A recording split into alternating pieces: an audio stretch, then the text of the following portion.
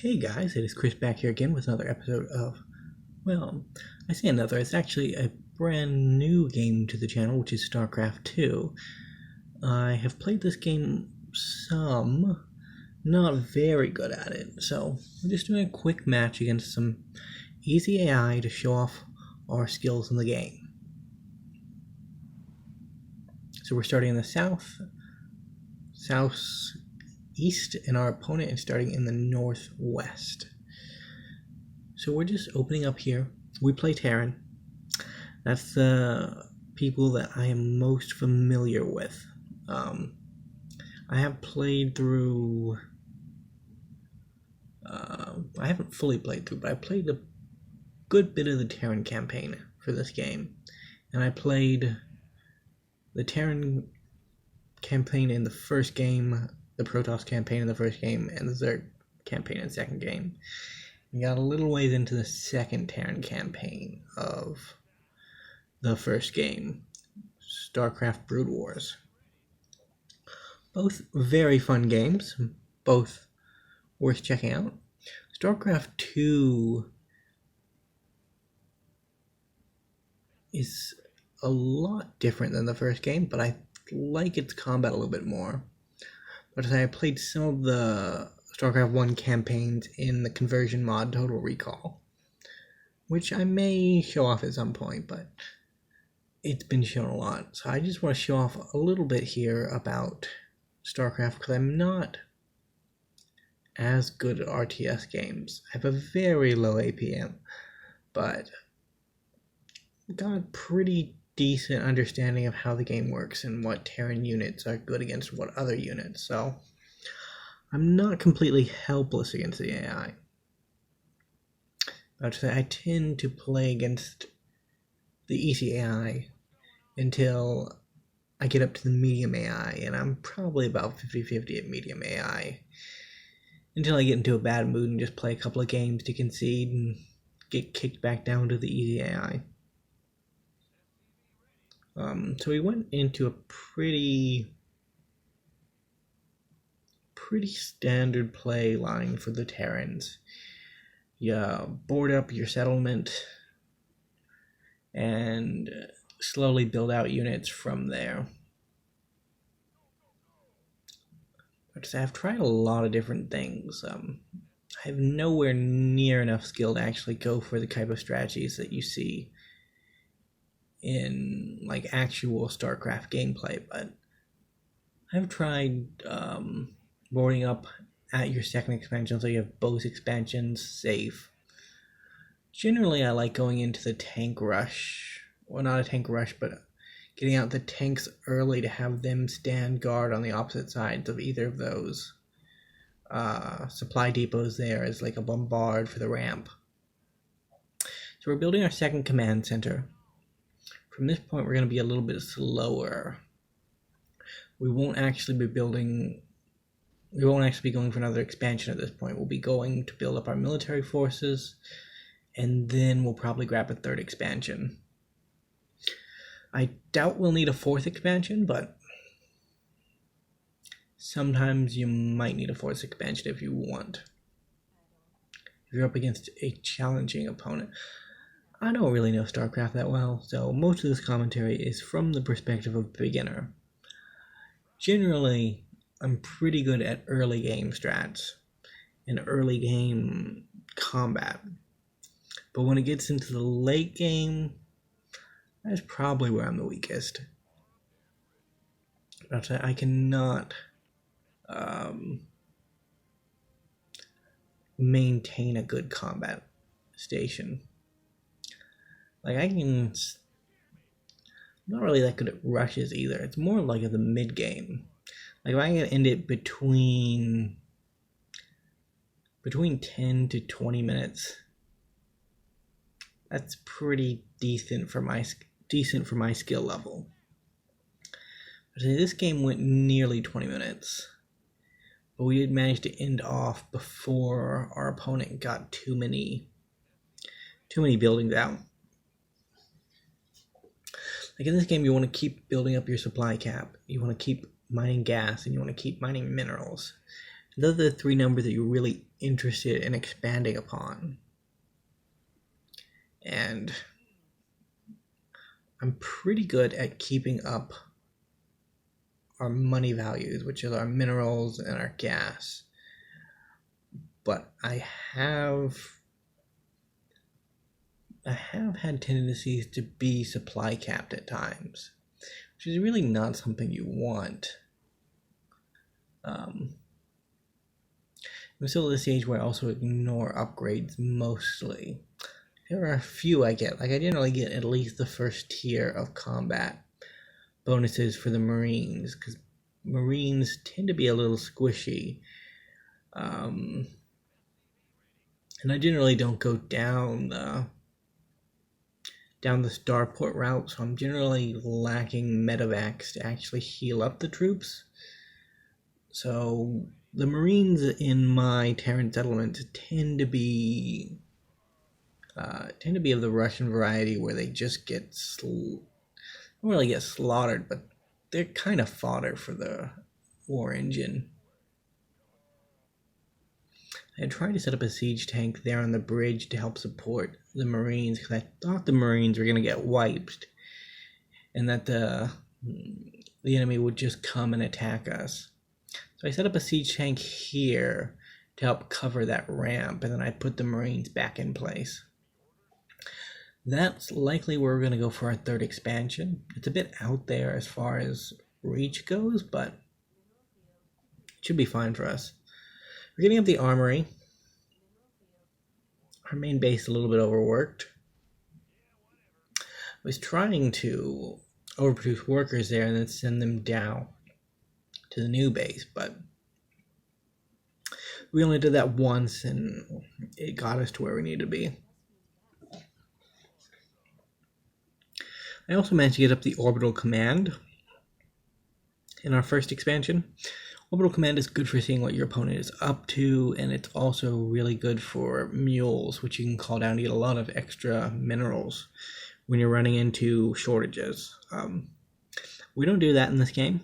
I mainly built the orbital starport because I knew the orbital starport was something that we needed to build, but it's still one of the things that I'm willing to forget is actually a thing in the game, which is not good, but on the plus side, we actually are building the necessary thing.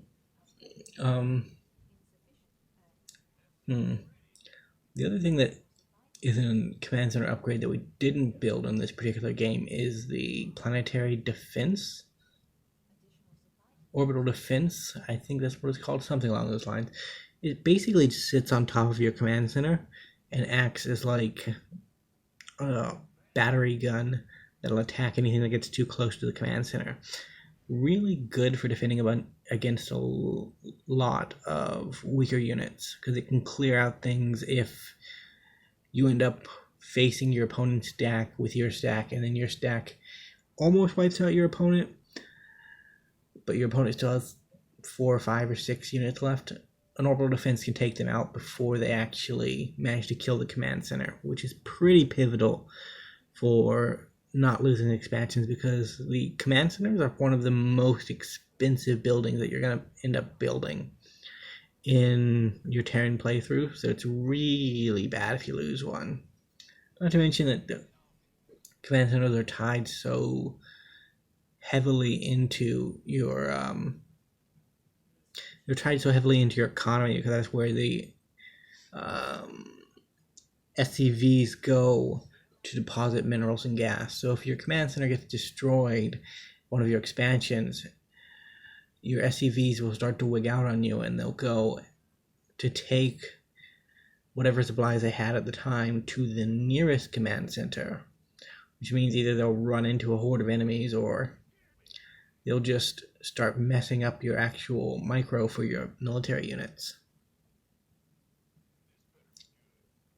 Now, one of the really cool things about the Terran units, it's helpful as far as SCV control, as far as drone control goes, is that the SCVs can actually be loaded into the command center if it's under attack, and then the command center can lift off and go away. So if you're not attacked by air units or ranged units, you can pretty much get your command center out of most danger and then set it back down when it's safe. A little disreputable, but it does keep your forces alive for another day. About to say, the hardest campaign of the original StarCraft campaigns for me was the Protoss campaign, because I just didn't really like their units that much. They're cool and all. It's just their buildings are expensive and their units are expensive. So you end up having to wait a long time to get out buildings and units.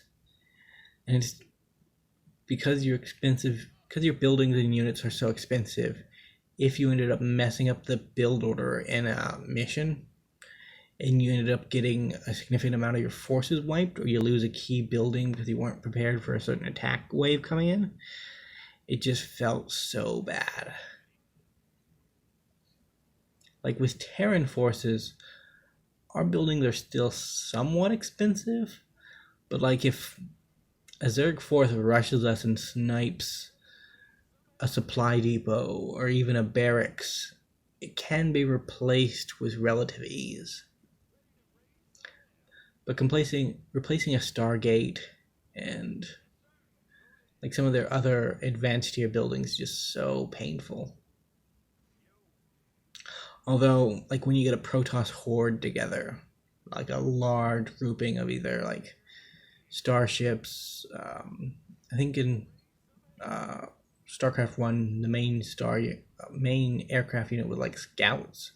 You had scouts and carriers, but when you get like a ball of those together, pretty much just fly over any base on the map and wipe it out in a matter of seconds. The final mission of StarCraft 1 for the Protoss campaign, where you're playing both Terran and Protoss, is so cool. It's really fun. Like, it's frustrating because you have to defend two bases at the same time, but after you get your forces put together and start attacking the Overmind, really epic. Really cool fight. Battle cruisers, plus carriers, plus scouts, plus some ground units and some Dark Templars. Really cool. So we're just using our Hellions here to scout around the map, making sure there wasn't any sneaky bases down south. So there does look like they have a little force in front of their base. We're going to back off. And one of the things that I have not mastered yet that I'm working on, but I do not show it here, is the hit and run type tactics. In a lot of the RTS games, another RTS I play is similar in that regard, the Crusader series. If your unit is moving, they're generally not able to attack. So one of the things you can do is stagger your movements, where you click on a unit to tell it to go somewhere, but then you click the halt key, and you just basically hover over a spot you want them to get to, and then you click the halt key whenever you have a good enough lead on your opponent that you can take a few pot shots at them. Like I said, I'm not very good at it, but I have the capacity to do it if necessary, and it probably would have been a good learning opportunity there to try it, but I just didn't think of doing it like that. So we're moving out our Hellion squad here to watch over the entrance to these three bases that our opponent has. Well, we say three. I think there's only two. But there might be a third one up there.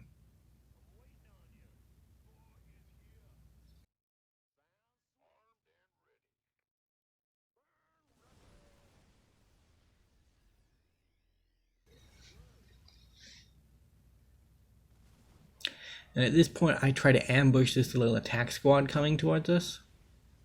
I wait until we get to the high ground to actually attack them. That way we could just pick off the Marines. The Marauders might be a little bit too much for us, so I try to focus down one And after I feel like we've lost too many units, I just decide to back off. The units they're using won't be able to catch up to the Hellions anyway, so it doesn't really matter that much if they attack us. I see if maybe I can get them in close quarters combat, but unfortunately for me, it was just too... they were too quick for us. I switched into assault mode too quickly. So their marauders came, our tanks pretty much minced them. We're going to send these Thors and the 4 battle cruisers and a couple of marines up to where the Hellions are, because I don't think they have enough military might yet to actually withhold an attack from a force like this. Like if they're relying on marauders and marines with some Banshee support, we should be able to shred whatever they have. Now, that is kind of optimistic, because generally the AI has a better economy than you think it does. But I was being optimistic here. Looking back at the footage, you can actually see them steering here at, well, I'm building the supply depots, but there was a lot of my units there just sitting idle, and those were my my SCVs because the minerals were gone. I decided to rush the tank. It probably wiped out all the Marines. Well, there was one left at the end, but it got wiped as well. So we can move to take out this command center. We might not be able to push up the ramp, but we can at least take out the second expansion. That should slow them down, and then we can take out pot shots at the SCVs. We bring the Hellions up. They should be able to give us some indication as to whether or not we can actually fight our way through the ramp here. If we can fight our way up to the top, we should be pretty set to win this match, because their main base should be empty. But I didn't realize it. I had taken an SCV with me, so I decided to have him plop down a command center. If our force gets wiped here, that command center is dead, but they don't appear to have a lot going for them at the moment. So we just take a roam around. As we suspected, their minerals are gone.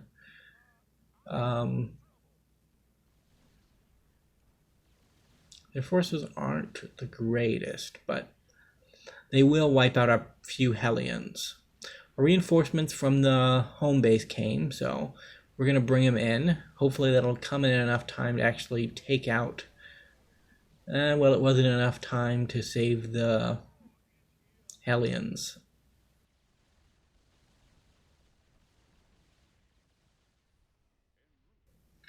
That's a shame, but they're awful cheap, and we don't really care if we lose too many of them. So now that we've taken out most of the ground forces, we're going to focus down the command center. Command center is basically the metric by which the AI decides whether or not it wants to surrender. So after we take out this command center here, the AI should decide that it's had enough. And I think that should do it. We should be getting a concession here in a moment. Yep, there it is. So that's the concession. We beat Medium AI. Thank you guys so much for watching. And as always, if you liked the video, remember to like and subscribe, and I will see you next time. Goodbye for now.